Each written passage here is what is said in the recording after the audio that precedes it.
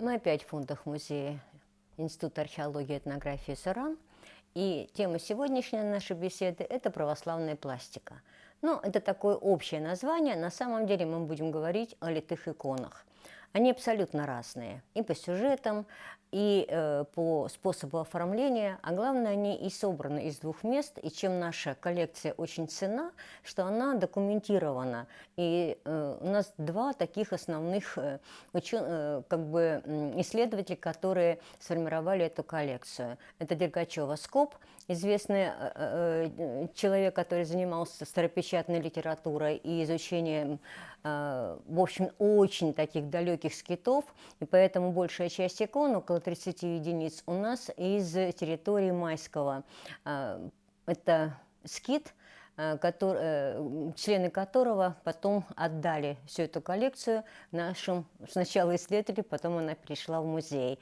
И Болунев Фирсфизоцевич, который тоже сам является старообрядцем, и поэтому вторая наша коллекция пришла из Забайкалья. И даже по тем маленьким вещам вы видите, насколько разные все эти вещи, и даже разно оформлены. Вот, например, возьмем вот эту икону, да, это складень, но он одет в очень красивый, богатый, в общем-то, сделан как икона. Это абсолютно старообрядческая традиция врезной иконы. И здесь мы видим такой вот прекрасный иконостас, выполненный левкасом и выполнен по всем формам иконы уписанной, и в нем вставлен такой небольшой трифтих. Но о том, как появилась эта икона, вообще в литературе существует такое мнение. И, в общем-то, вероятнее всего доказано, что русские люди, кроме нательного креста, всегда носили маленькую иконку, нагрудную иконку. Конечно, нагрудной иконки XVI века в нашей коллекции нет. Но у нас есть нагрудная иконка, которая действительно классическая, четырехугольная, уже с имитацией этого ушка, которое подвешивалось на груди. И в литературе очень много известий о том, что на полях сражения и с Наполеоном и более ранних иконки нагрудные всегда сопровождали, в общем-то, воина. Причем иконки с определенными, конечно, сюжетами, прославляющие Христа и Георгий Победоносец и так далее. Но то, что вот сейчас я вам скажу, это практически две школы иконописного искусства. Те люди, которые жили, и иконы, которые нам принесла Дергачева Скоп, это Филипповское согласие. И все эти иконы очень яркие, и, в общем-то, они украшены эмалью, высокий рельеф, горячее золочение, то есть вещи, которые, просто настолько прекрасны, что нельзя на них налюбоваться. Вообще иконы, которые лились, они действительно отливались, потом гравировка была с XVIII века, использование эмали. При этом у нас просто классика, у нас до 6 эмалей на одной иконе. И, конечно, те образы, которые очень ценны для сибиряков, они у нас представлены. После образа Христа, который, конечно же, самый главный образ Спасителя, у нас вот здесь совершенно потрясающая икона Троицы, которая очень редким сюжетом, прекрасно выполнена, причем извод практически рублевский извод, поэтому это жемчужина нашей коллекции. Вторая икона, которой бы хотелось мне очень познакомить, и которая тоже потрясающе прекрасна, это Никола. Никола, причем в каждой иконе, да, и в писанной иконе, и в иконе литой есть определенный канон. Это погрудное изображение, в данном случае это погрудное изображение святого с Евангелием в руках, и второй тоже Никола. Никола – это чисто русское, это, конечно, Николай Зарайский, Николай Можайский, но в одном случае это вот погрудное изображение, во втором случае он в полный рост с церковью в руке. Но вот в данном случае это классика изображения и тоже вот той русской школы, поэтому в православной вот этой иконе, хотя она считается старообрядческой, но здесь как раз каноны, вот этой вот церковные каноны 15, 16, 17 века воплощены просто прекрасно. То есть нет уже ни Ушаковской школы, ни новых школ иконописных, которые были в России. Но почему вообще икону, вот это вот мы в нашем случае это, конечно, старообрядческая икона из китов, но на самом деле иконы вот эти вот как бы старообрядческие использовались в быту очень многими нашими православными предками, потому что без иконы не может быть человек. И поэтому считалось, что путь не икона, то есть икона, с которой человек уходит в путь на сражение, на освоение новых земель, она обязательна. И поэтому существовали не просто путные иконы, а иконы с определенным сюжетом. Вот я уже сказала про Николая. А Николай кто? Это защитник, да?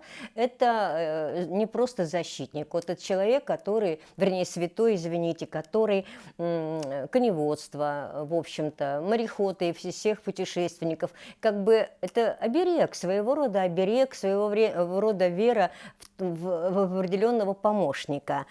Из этой же серии это икона Георгия Победоносца. Тоже очень распространенный сюжет, особенно для нашей Сибири, где, в общем-то, действительно нужно было иметь мужество, чтобы отправляться в незнакомые места.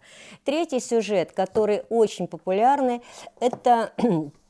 Вот вы видите в рамке потрясающую икону «Огненное восхождение Илии Пророка». Илия, он... очень такой любимый образ среди крестьянства, потому что он тоже защитник сельского хозяйства и вообще дает очень много всяких благ. Но необходимо, конечно, самая главная икона – это икона Иисуса Христа, который вот у нас здесь представлен. Но для женщин, конечно, Богоматерь. Без Богоматери никуда.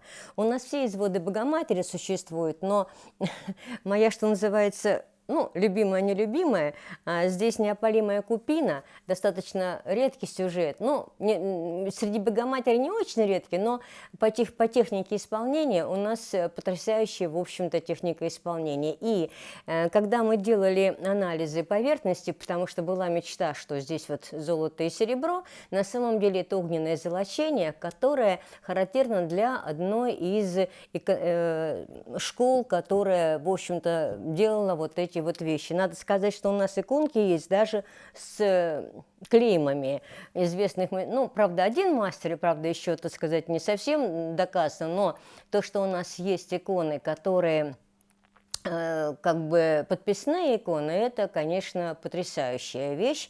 Вот. И это в основном, конечно, московская работа. Вот эти иконы нельзя было сделать, что называется, на коленке, и это мастерские с очень хорошими матрицами, с доработкой, которая позволяла делать вот такой вот тонкий узор. Вот если вы вглядитесь в Николая, там не просто глаза, там каждый волосок подчеркнен, на бороде и на голове предстоящая Богоматерь и Иоанн Предтеча, то есть канон выполнен просто потрясающе. Но если мы с вами перейдем к другой, кроме иконы, литыми были что? Это иконы складни. Складежок тоже, это походная, так сказать, вот вещь, он складывался и превращался в маленькую иконочку.